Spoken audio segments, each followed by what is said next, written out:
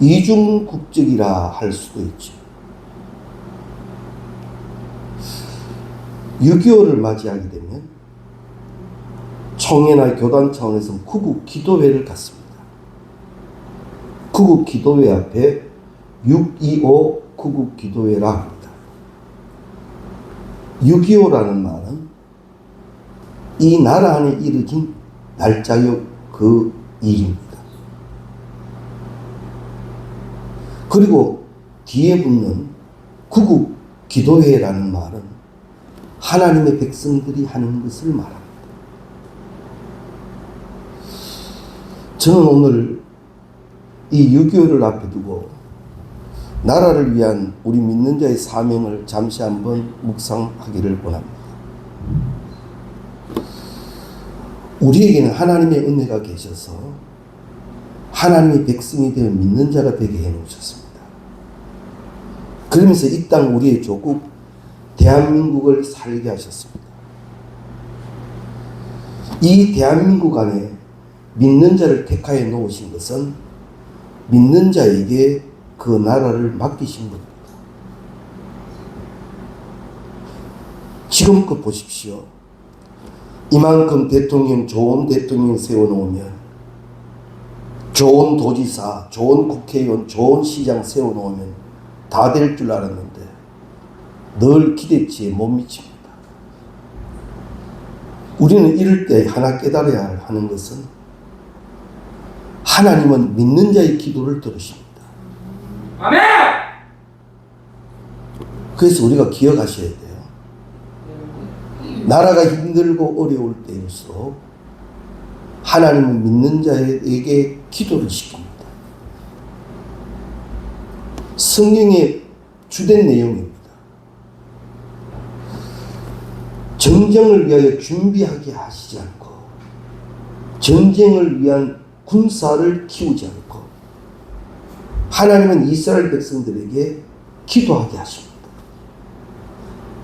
근데 기도하는 그 백성을 하나님이 책임지시더라 말이죠. 이 신비한 하나님의 역사를 우리는 깨달아야 합니다.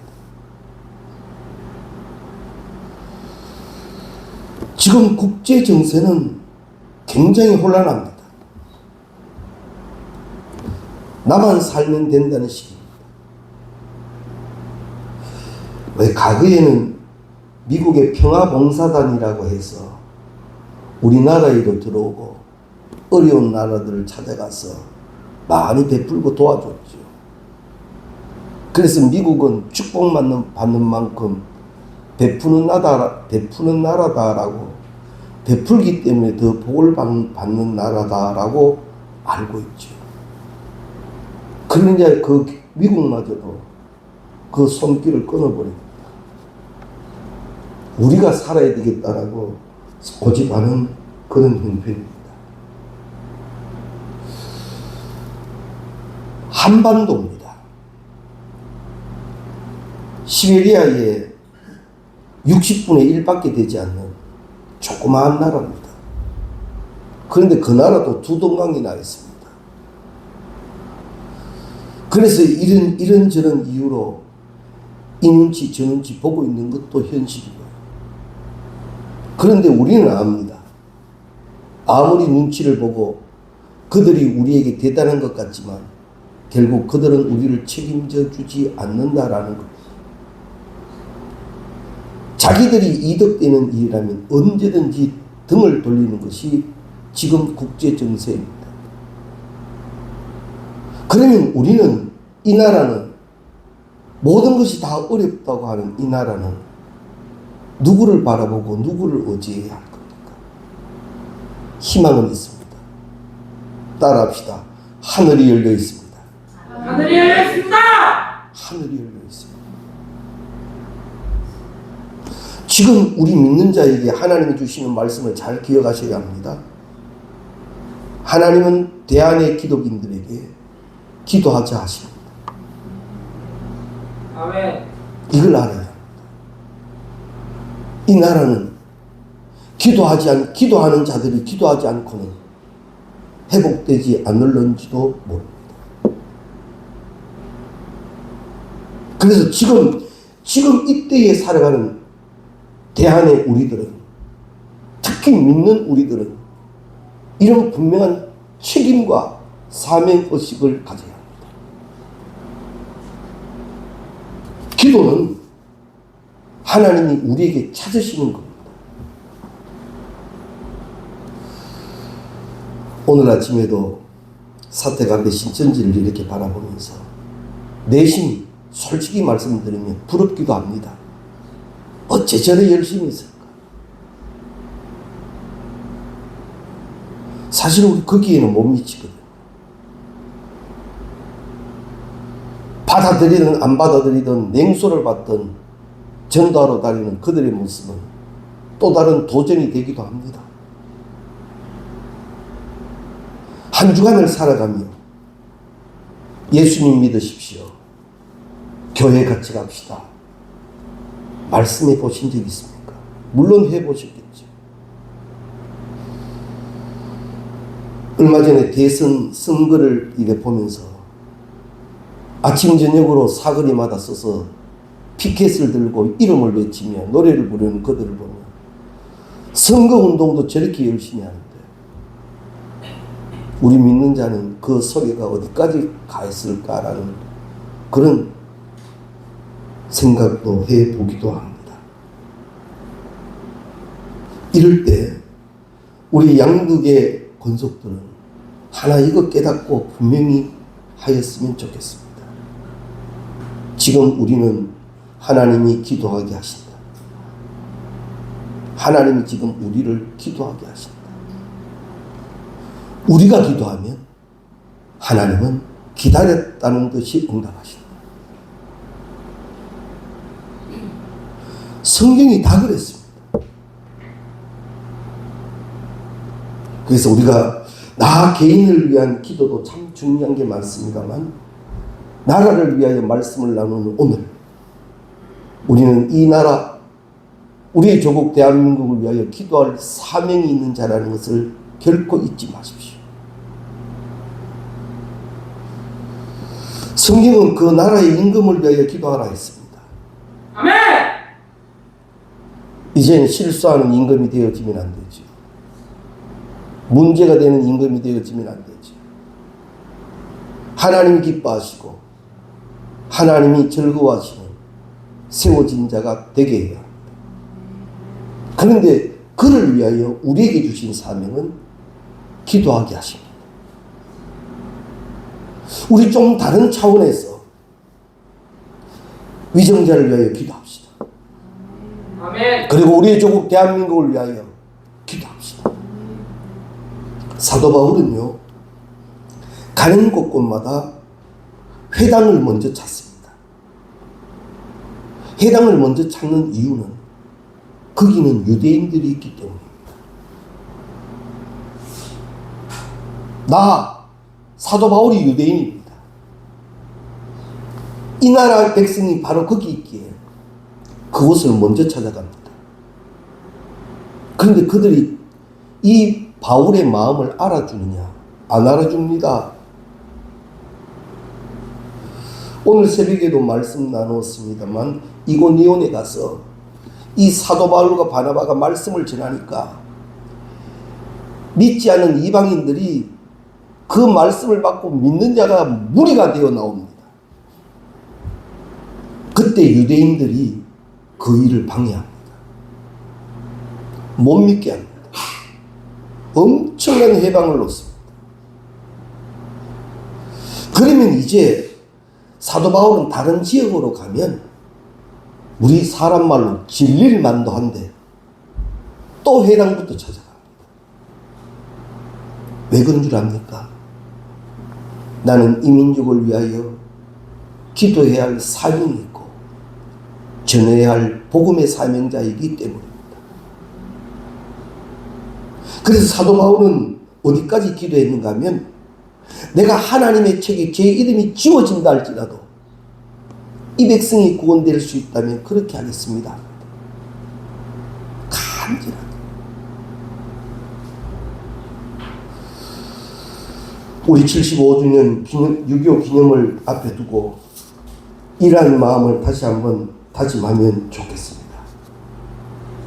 정령코 그저 기도하는 소리가 아닌 정말 이 민족을 붙들고 기도하는 우리가 되어야 할 것입니다. 아멘. 잠시만 우리의 현장을 둘러보면요, 얼마나 타락하고 하나님이 얼마나 싫어하시는 나라가 되어 있는지 우리가 잠시만 관심 있게 살펴보면 다 보입니다. 온 길거리에 사주보고 점치는 것이 판을 치고 있습니다. 점집 온갖 우상들이 다 퍼져 있습니다. 하나님이 그렇게 가정이 여기시는 동성애 문제도 합법화되어가는 그런 경우입니다. 지금 하나님이 싫어하시는 것들만 이루어지는 이때에 우리는 그것을 보아야 합니다. 하나님이 얼마나, 하나님이 가장 싫어하는 게 우상이에요. 나 외에 다른 것을 섬기는 걸 하나님이 가장 싫어하세요. 그런데 재미삼아 한답니다. 손금 보는 거, 타로 카드 보는 거, 하루에 운세 보는 거 재미삼아 본답니다. 이게 일상화된, 평범히 보통화된 이민족을 보며 하나님의 심정이 어떻겠는가 우리는 읽어야 합니다.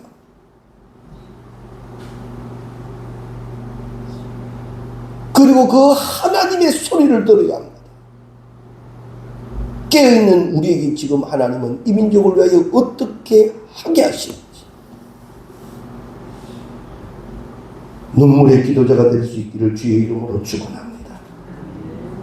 오늘 2절 이하 말씀에 보면 하나님은 하늘이여 들으라, 땅이여 귀를 기울이라. 내가 자식을 양육하였거늘 저들이 나를 버렸도다. 소는 주인을 알고 나귀도 주인의 구유를 알건만은 이스라엘은 알지 못하고 내 백성은 깨닫지 못한다. 짐승도 다 아는 일을 왜 너희는 모르느냐라는 그런 말씀이죠. 이 하나님의 절규는 이스라엘을 향한 절규가 아닌 이 말씀을 읽는 오늘 우리의 절규인지도, 우리를 향하신 절규인지도 모릅니다. 우리는 말씀을 통하여 이 절규를 들어야 합니다. 그리고 이제 우리부터 먼저 하나님이 원치 않는 것을 내려놓아야 합니다.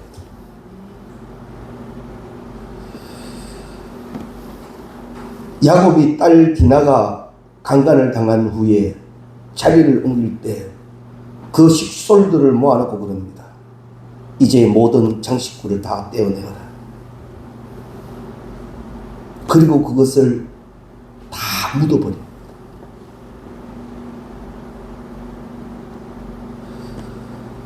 뿐만 아니라 광야에서 금송아지 사건이 있을 때 다시 출발하는 이스라엘은 지금껏 가졌던 모든 장식구를 다 내려놓습니다. 어쩌면 우리에게 가장 힘든 것을 하나님은 말씀하고 요구하고 계시는지 모릅니다. 너 믿는 자여, 하나님 원치 않는 것이 네게 있느냐? 내려놓아. 그것을 벗으라. 우리는 그것을 내려놓지 않고 벗지 않고는 진정 그리스도인의 일을 할 수 없을는지 모릅니다. 늘 끌려다녔거든요. 늘 어찌할지 몰라 휘청거렸거든요. 우리는 기도의 무릎에 중심이 있는 자가 되어야 하는데 아멘!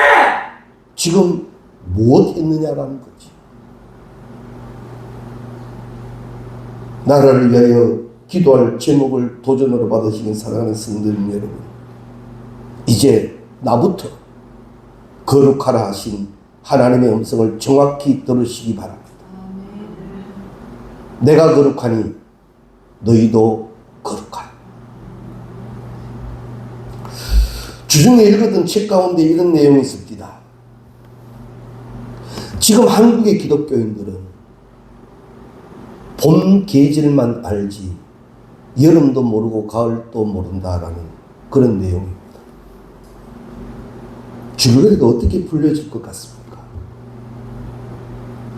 화려하게 꽃을 피울 줄은 아는데 그 꽃이 여름을 이기지 못하여 가을에 거둘 열매가 없는 꽃이라는 거지. 과실수를 심으면요, 꽃이 피는 거기에 열매가 있습니다. 화려하게 꽃은 피웠는데 조금 그 어려운 그거 못 이겨내요. 가을에 거둘 열매가 없는 것이 한국의 기독교인이 아니냐라는 그런 내용입니다. 아주 무거운 마음으로 읽었습니다. 어떻습니까? 내 신앙은 열매가 있는 신앙입니까? 화려하게 은혜도 받았다 얘기했고, 화려하게 부르짖는 기도도 있었고, 뜨거운 열정도 있었는데, 그것 지금 무엇되어 있습니까? 누구를 원망할 겁니까? 아무도 원망할 리 없습니다. 다시 내가 깨어나야 합니다. 할렐루야. 아멘. 그래서 성령의 열매는 인내의 복이 있는 거예요. 꼭 기억해 주십시오. 그리고 그 책 내용 중에는 이런 내용도 덧붙여졌습니다. 한국의 기독교인들은 마른 장작 같다라는 내용입니다. 무슨 내용인가 짐작이 잘 안 되실 겁니다. 장작은 많이 쌓여 있는데 장작이다 보니까 생명이 없는 거예요. 아무것도 기대할 게 없다라는 거죠. 우리 양대교회 교인들은 최소한 꽃도 있고 여름을 통하여 성장하는 무성함도 계시고 가을에는 거두는 아름다운 열매도 있기를 바랍니다. 아멘. 그저 장작갱이만 쌓아놓은 교회가 되지 말고 여기 생명들이 모이는 자리가 되게 하시기를 바랍니다. 누가 그 생명이 될 건가? 너부터 되라고요. 택도 없는 말씀. 나부터. 내가 생명이 되지 않는 자리에 어디 감히 누구를 생명되라 할 겁니까? 이제는 내가 생명이어야 하고 내가 기도자이어야 하고 내가 하나님의 은혜를 나타내는 자이어야 합니다. 그것은 결코 사람의 힘으로 되지 않습니다. 주의 영으로만 가능합니다. 그 영을 어디서 구할 것인가? 내 무릎이 구해야 합니다. 왜 자꾸 무릎이 약해집니까? 왜 자꾸 무릎을 주님 앞에 모으지 못합니까? 성령이 그렇게 하십니까? 아닙니다. 그것은 분명 잘못된 영의 역사입니다. 이걸 깨달아야 합니다. 영적 분별이라 명철의 복이 있어야 합니다.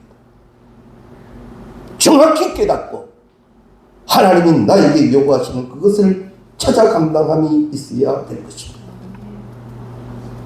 구약에 보면 갈멜산의 엘리야를 우리가 볼 수가 있습니다. 850대 1입니다. 몇 명이라도 엘리야 쪽에 함께 붙어 기도할 만한데 아무도 그러지 않습니다. 그러나 엘리야의 기도는 응답됩니다. 한 사람이었지만 그는 하나님 앞에 똑바로 선 기도자이었기에 그 기도를 들어주시는 하나님이십니다. 아멘. 우리는 하나님의 말씀을 많이 듣고 있습니다. 우리는 하나님의 말씀을 많이 가지고 있습니다. 이제 그 말씀이 내 신앙이 되게 하십시오. 그대로 사십시오. 그리하면 하나님이 850대 1의 엘리야의 기도를 들으시는 것처럼 우리의 기도를 들어주실 줄로 믿습니다. 아멘.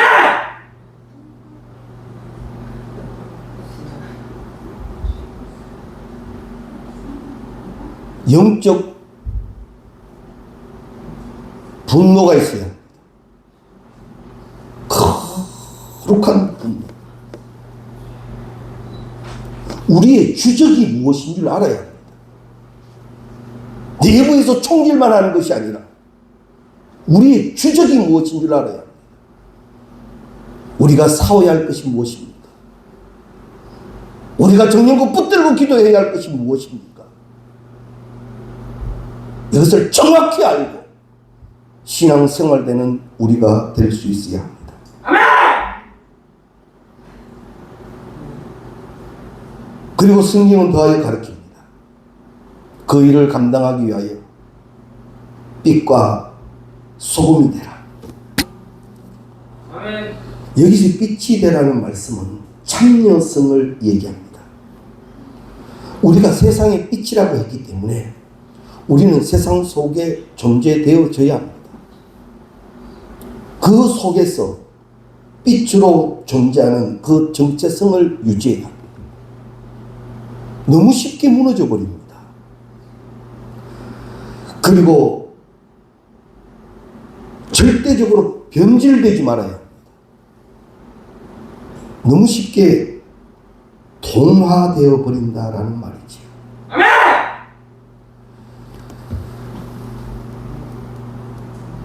소금이 그 맛을 잃으면 밖에 버려져 밟힐 뿐이에요. 정확해야 합니다. 세상에 나가되 빛으로 나가서 참여해야 합니다. 아멘! 그리고 우리는 빛과 소금이라는 것을 절대 잊지 말아야 합니다. 그 존재로 날마다 드러나야 합니다. 빛이 빛으로 드러나야지. 빛이 어슬렁 꺼져가는 모습 아닙니다.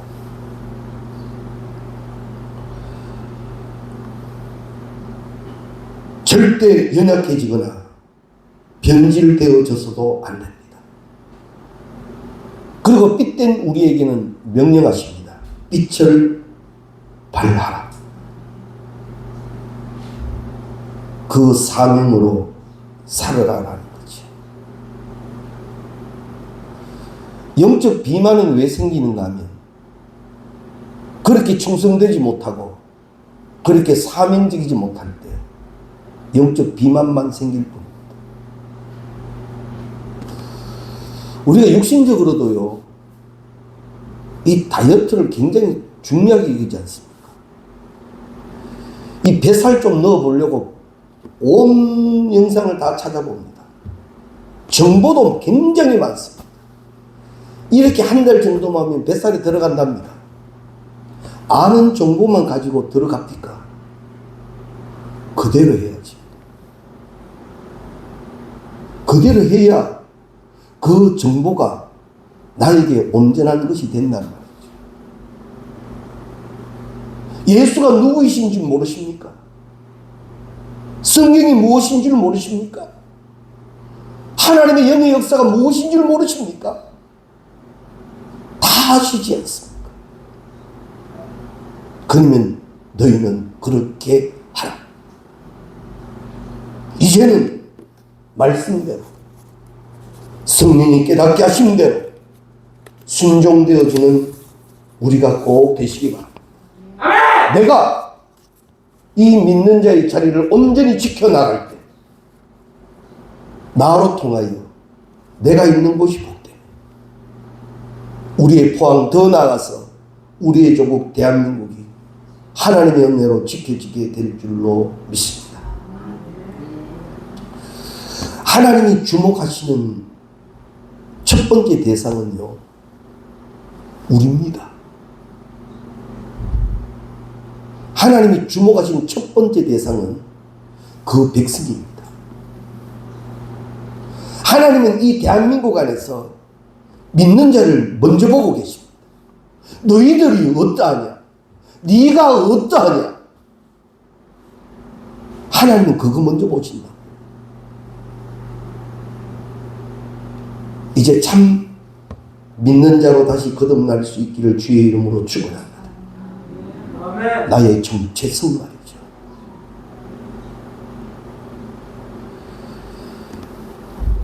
거룩하기를 기도해야 합니다. 그리고 지난날의 처절한 역사가 이 민족 안에 다시 쓰여지지 않도록 우리는 깨어 기도해야 할 사명이 있음을 다시 한번 깨달으시기를 바랍니다. 저는 말씀을 준비하면서 이 말씀이 갑자기 생각이 나 이 말씀으로 그 마지막 결론을 맺을까 합니다. 출애굽기 19장 5절에서 6절 말씀입니다. 함께 읽겠습니다. 세계가 다 내게 속하였나니 너희가 내 말을 잘 듣고 내 언약을 지키면 너희는 모든 민족 중에서 내 소유가 되겠고 너희가 내게 대하여 제사장 나라가 되며 거룩한 백성이 되리라. 너는 이 말을 이스라엘 자손에게 전할지니라. 아멘. 아멘. 내 삶.